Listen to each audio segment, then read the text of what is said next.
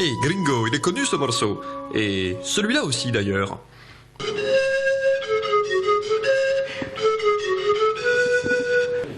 Derrière ces airs connus, il y a George Schmitt et sa flûte de Pan.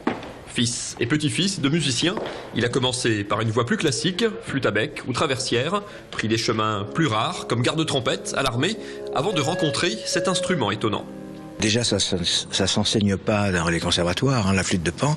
Mais j'ai eu l'idée, en découvrant la flûte de Pan il y a une trentaine d'années, un peu plus même, à travers le folklore andin ou d'Europe centrale, j'ai eu l'idée d'abord de fabriquer une flûte de Pan, et puis peu de temps après, je me suis mis à jouer.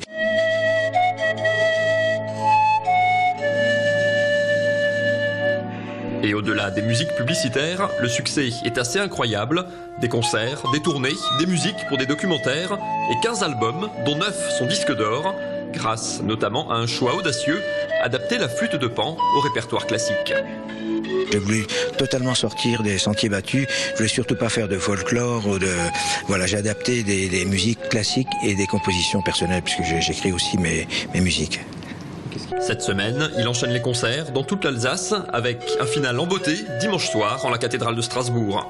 Des concerts où ces flûtes de Pan qu'il fabrique lui-même sont associées à un orgue, deux instruments bien plus proches qu'il n'y paraît. C'est le même principe, c'est le vent.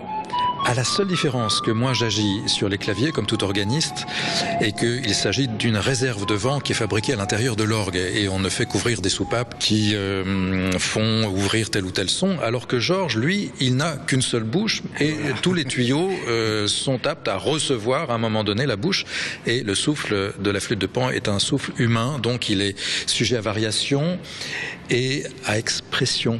La sensibilité, on peut tout jouer en fait, le calme, mais voilà, donc c'est vraiment comme la voix humaine. George Schmitt est sûrement aujourd'hui le seul Français à vivre de cet instrument, un instrument qui existe d'ailleurs sur les 5 continents et qui lui a permis de voyager dans le monde entier.